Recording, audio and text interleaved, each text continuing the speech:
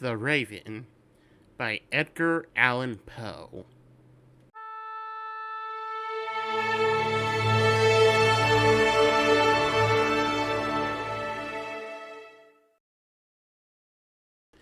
Once upon a midnight dreary, while I pondered, weak and weary, over many a quaint and curious volume of forgotten lore, while I nodded, nearly napping, suddenly there came a tapping, as someone gently rapping at my chamber door.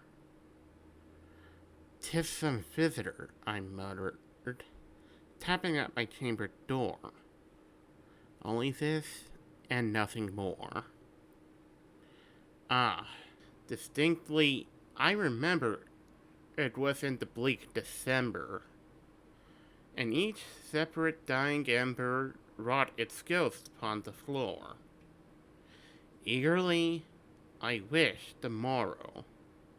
Vainly, I had sought to borrow from my book Circe's sorrow.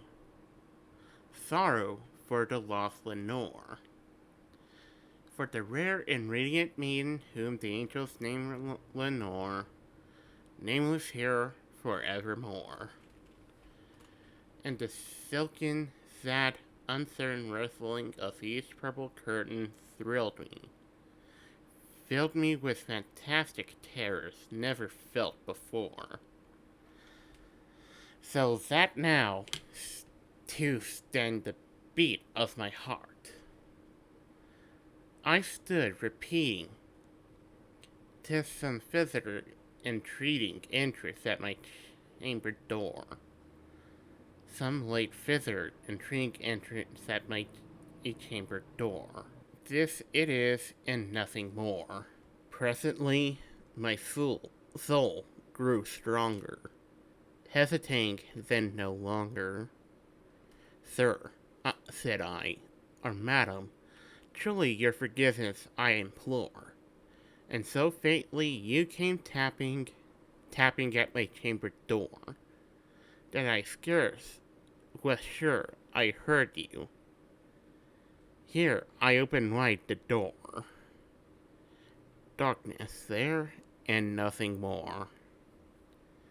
Deep into that darkness peering, long I stood there, wondering, fearing, doubting, dreaming dreams no mortal ever dared to dream before.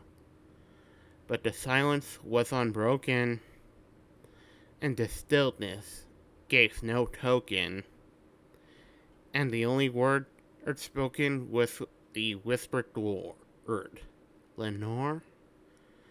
This I whispered, and an echo murmured back the word, "Lenore."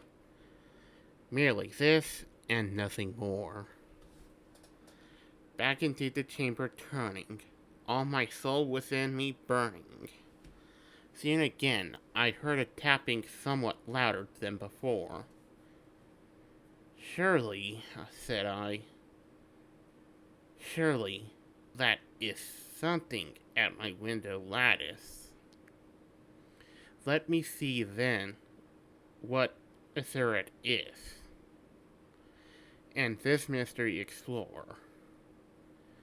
Let my heart be still a moment, and this mystery explore.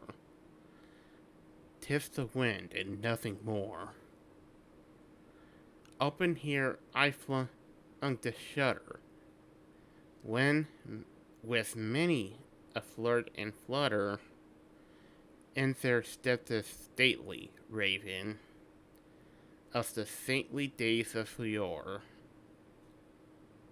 Not at the least obsessive made he. Not a minute stopped or stayed he, but with mien of lord or lady, perched above my chamber door, perched upon Augustus' palace, just above my chamber door, perched and sat, and nothing more. Then this ebony bird, beguiling my sad fancy into smiling, by the grave and stern decorum almost the countenances it wore, though thy crest be shorn and shaven, thou, I said, art no craven, ghastly grim in ancient raven, wandering from the nightly shore.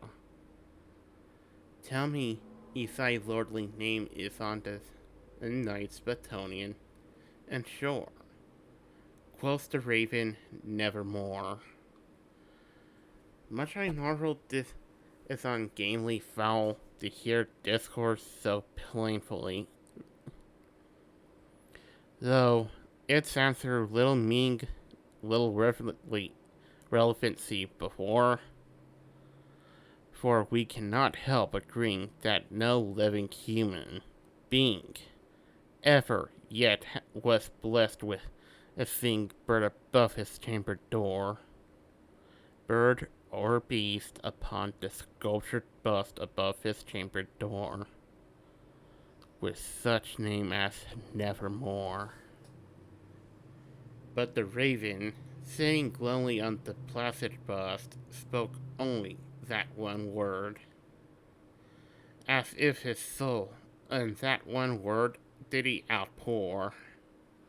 Nothing farther than he uttered, not a feather than he fluttered, till I scarcely more than muttered, other friends have flown on before, on the morrow he will leave me, as my hopes have flown on before.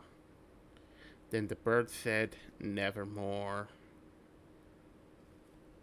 Startled at the stillness broken by reply so aptly spoken, doubtless, said I, what it utters is its only stock in store, caught from some unhappy master whom unmerciful disaster followed fast and followed faster, till his songs one burden bore, till the egress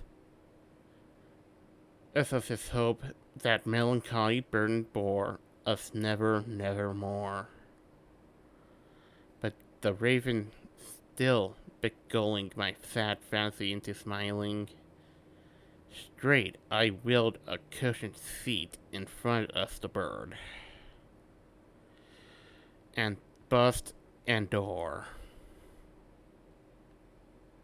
Then, upon the velvet sinking, I betook myself to linking fancy onto fancy, thinking what this honest bird is your, what this grin ungainly, ghastly, gaunt, and honest bird of yore, meant in croaking nevermore. This I sat engaged in guessing, but no syllable expressing to the fowl whose fiery eyes now burned into my bosom's core.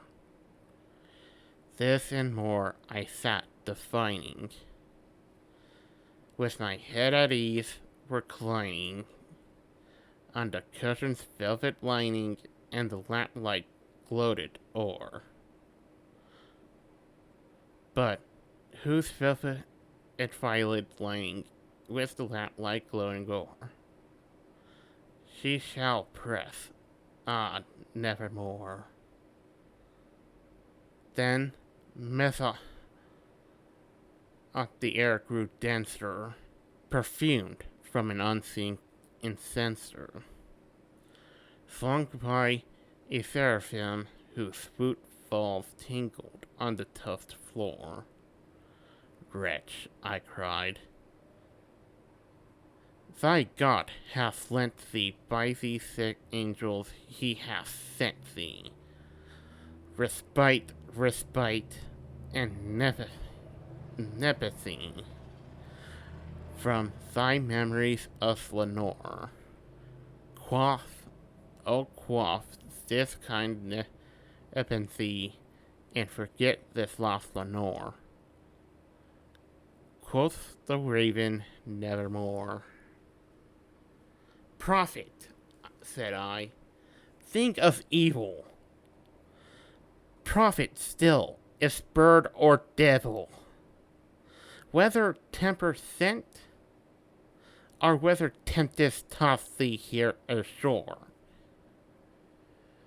Dissolute, yet on all undaunted, on this desert land enchanted, on this home by horror haunted. Tell me truly, I implore, is there balm in Gilead? Tell me, I implore.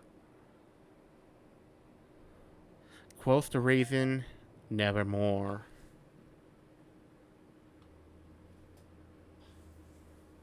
Prophet, said I, think of evil. Prophet still, if bird or devil. By that heaven that binds above us, by that God we both adore, tell this soul with sorrow laden, if within the distant Aden it shall clasp a sainted maiden whom the angels name Lenore. Clasp a rare and radiant maiden, and whom the angels named Lenore. Quoth the raven, nevermore. Be that word or sign us parting, bird or fiend, I shrieked, upstarting. Get thee back into the tempest than the night's Platonian shore. Leave no black plume as a token of that lie thy soul hath spoken.